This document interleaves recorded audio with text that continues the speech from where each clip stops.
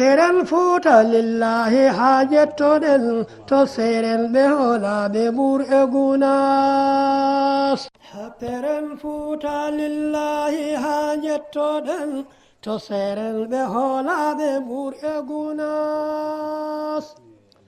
Teren futa lillahi hajetoden to seren behola bebur egunas.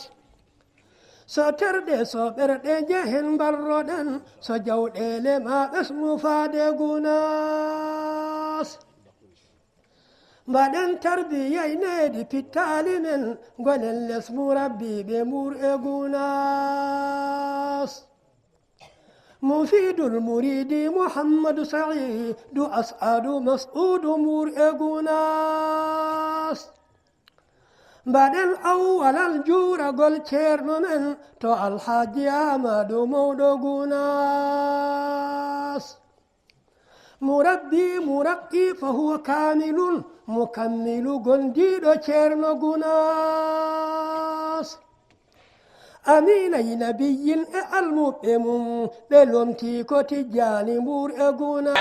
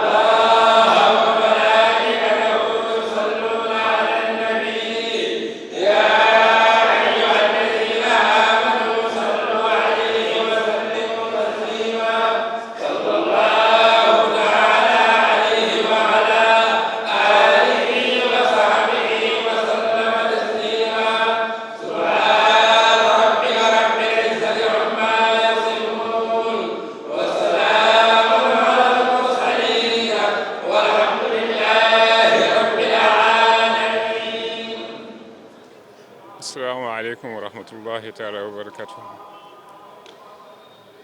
ñoo ngi sant yàlla bu baax a baax di julli ci sangu-sangu yi Seydina Muhammad rasulullah sallallahu alayhi wa sallam. ñuy nuyu mbokk yi di nuyu mbokk taalibe yi di nuyu ak di ziar dentelu Madina Gounass. ndaw yi kenn amul seen fay, ñi ngi topp ci mag ñi jox leen seen wàccuwaay, jox leen seen cër, topp ci seen ginnaaw ñu leen di xalaat ak di leen digale tim ñuy jëf. kon lii lépp ñoom la, defuñu lu rek ànd ak ñoom ci liggéey bi. comme ni ñu ko waxee tim mbaax a mel noonu, li ngay def defaloo ko kenn, ñépp nga ko defal. képp ko amul woon yéene def lu baax sax bu gisee mbaax yóbbaale nga ko ca biir mbaax ga. mbaax a mel noonu, ndax boo dee def lu baax ki gis ni kët kii mi ngi def lu baax ca mënu ko, yéene ja mu am yóbbaale nga ko. mu mën ko ca defu ko tim yoon wa rek la xamul. bu gisee nga di ko def mu daal di jaar ca yoon woowu dana dem ba dàq la koo def wala mu ëpple la ngay def. kon nag loolu mooy jëf. moo tax jëf mbaax wala jëf lu rafet am solo. loolu mooy solo bi. li ma ci bëggoon a yokk rek mooy sant organisation bi. at mu nekk muy gën a améliorer, di gën a mucc ayib, di gën a rafet, di gën a jekk. bu ngeen fàttalikoo bi ñu koy door fii ci baraag bi ak fii ñu ci toll, alhamdulillahi rabbil alamina. te incha allahu taala kanam rek la jëm, du dellu ginnaaw. day gën di rafet, di gën di taaru, di gën di sakkan incha allahu taala. assalamu aleykum wa rahmatullahi taala wa barakatuh. min calmini dentalngal fof, min juuri, min ñaagima duwaw. caggal ni jetɗen Allah no feewi, julden annam makko sallallahu alayhi wa sallam. barkinirɗen ñaganare ceerno men halifa men tedduɗo ceerno Alaji Amadou Tidiane Ba, yo Allah junnu gurdam makko ha juuta, waɗanamo cellal duumingal kanko e denndangal halifaɓe diine fof. en mbi dental ngal fof assalamu aleykum wa rahmatullah. e ko yettude Allah tan, sa yi en darima ɗo hannde e balɗe sappo battane e lewru korka, e arde kadi aljuma battiniɗo e lewru korka ko yettude Allah. e darade ko fate kumtari ɗo en jiyaɓe Allah hawroɓe ɗo ɓe, aroɓe wirdude ɗo ɓe e dental ngal. ɗum ɗo koko ɓooyi ko Alaji Mouhamadou Saydou Cheikh Siraji Dine yo weeli Allah wone makko, wino ɓame on dañi ko ɗum woni ko dañaɗo ko. gila jinnaɓe no gonɗo, goto fof no waɗa capture mum walla no waɗa mburu e poche muɗum no ara eɓe kawra ɗo. ene woni leɗɗe ɓole, ene woni barakuji ɓoli. eɓe gara goto fof eɓe pecca mburu goto, kilo mburu goto fodde babiraɓe sappo walla jeegom ene pecca ɗum, ene pecca kasil café. alhamdulillah rabbil alamina. fof Alaji Mouhamadou Saydou Cheikh Siraji Dine emo duwo ɓame on dañi ma wontu ɗum ɗo. yettude Allah noon ari ha yettima ɗo. gila e jinnaɓe men waɓe no Ba Amadou Agnane darima hen e balle ɗe mbaɗat ɗe e darde nde ɓe darato hen nde, ha ko hunde foof neɗɗo foof ari darima hen. neɗɗo foof e jiyaɓe Allah ɓe foof gari ha darima hen darde wanni en no. eɗen jetta Allah no fewi. ko ɓeydare tan, hitande foof ene ɓeydo. ñalawma gila ñande wiya go korka ha ñande wiya capantati, ñalawma fof mo garɗa cikkata ko on ñalawma ɓuuri ɓeydade e ñalawma ɓennuɗo. yimɓe ne mbaɗa ɗo kumtari ñande foof 200 p ene waɗe ɗo. ɗum ɗo waɗe beurre, ɗum ɗo waɗe chocolat, ɗum ɗo waɗe mayonnaise, waɗe kinkili, waɗe café Nescafé, waɗe meew, fof joƴƴine ɗo henna. goto fof e fodde yidde mum ko yiɗi ko. sukaɓe ɓe garat kumto ɗo henna, mawɓe ɓe garat kumto ɗo henna. so kaljiti juulama futuru 30 minutes so fawimi hen bottaji ɗe gadde. bottaji ɗe defoytuno gara Dakar galle Ba Amadou Agne. alhamdulillah rabbil alamin ha arti ɗo henna ɗo takko juma ɗo jinnaɗo men nen Kadiat Déme kañum ardi kumtaji ene defa so deftama tan ɗo e Futuro deftama tan 30 minutes so juulama tan haade yimɓe julde gueeƴe bottaji ɗe gaddete carwe waɗe fodde 50 bol sukaɓe joƴine goto fof ñaama alhamdulillah rabbil alamin ko noon wora kadi sagataɓe dariɓe hen ɗo jumaɓe eɓe gonɗo ha 22 heures so wattama haljirama tan ko jiiɗa ɗo karoje marbuɗe foof lawƴata ha laaɓa ɗon e 22 heures kadi ko ɓuuri en hawnade foof ko ɓesgu dental ngal tan ko ɓesgude ko yarlitare saabu ɗum wonde ɗo ha 22 heures jamma sa woni ɗo ha 22 heures jamma ɓe ɓurɗo ɓallade to hortata ko maris ko heddiɓe ɓe kortata ko Kermassar ɓe kortata ko Yoff ɓe kortata ko Yeumbeul ɓe kortata ko Thiaroye ɓe kortata ko Grand Médine kono ɗum fof hatta soɓe pini janggo subaka law ɓe gara ɓe pewna golle mabɓe ɗe poti gollude ɗo en nde ɓe jiiɗa mawɓe gara jetto birda juula birda taw kumtare mum parani kalde garɗa kala ko jiiɗa ɗo ko fof tawata kene paari alhamdulillah rabbil alamin en jettima e gardugol COD président men Siraji Aji kono gardugol kadi commission organisation docteur Ba kono gardugol kadi commission men gonɗo ɗo en e juma o woni Hamidou Ndiaye eɗen jettamo no fewi eɗen jetta kadi dendagal membre uji gonɗi hen ɗi goto fof yettama kono min mbima ni darde nde one kam ko darde tigui daraɗo ngoyengu ko yettude Allah ɗum woni ko mbima ɓame on dañi ko yettude Allah ko adi hen ngaalungu foof min tawi ko jinnaɓe ene mbaɗa e surtout Ba Amadou Agne ko fate fof ko defete ko ñamdu ndu omo heeɗani ene hen ko heddi ko noon ewa goto foof baɗono Bilal Guisni ene wawi jogade tamaroji mum adda goɗɗo e goɗɗo jogo goɗɗum adda kono fof so addama farna magasin ɗo fof rendinama so kumtare yontima ene waɗe holno foti waɗire ne waɗire no fewi ni ayno mbiɗen ni ceerno Diop kalanno ɗo joni o so aljuma yonti omo adda kumtaji baɗɗe fayida yanta e ko jiyaɓe Allah ɓe gaddi ɗo ko fof hawridine ɗo waɗe ɗo e humte hay goto andara ko Hamid Ndiaye waɗi walla hay goto andara ko Moussa Sall waɗi ande tan ko julɓe ɓe mbaɗi addama fewnama waddirama no foti waɗirede ni e nde wonno dental ngal kala goto fof mo jiiɗa woni keddiɗo e hayso neɗɗo no waɗa wonata koye suuɗade yiiɗa haale ɗum waɗa so waɗama enen fof mbaddi enen fof mbandi ɗum waɗi saɗa ñaama a jogotako hen nimsa a jogotako hen haydara wonata ko an waɗani hoore maɗa ko ala ceerno mawɗo wino ko kala ko jawɗa arde ɗo ma tawɗo nelaɗo Allah sallllahu alayhi wa sallam ma tawɗo Cheikh Tidiane ko kirɗa horde fof ma accuɓe ɗo ɗum noon sukaɓeɓe ceerno wi noon ko satti ko fof dimanche e aljuma yo yimɓe kawru ɗo wona korka tan hayso korka ɓenni mbasen woppude konngol ceerno ngol kala ko ɓitti ɓiili dimanche o gara kala ko ɓitti ɓiili aljuma o gara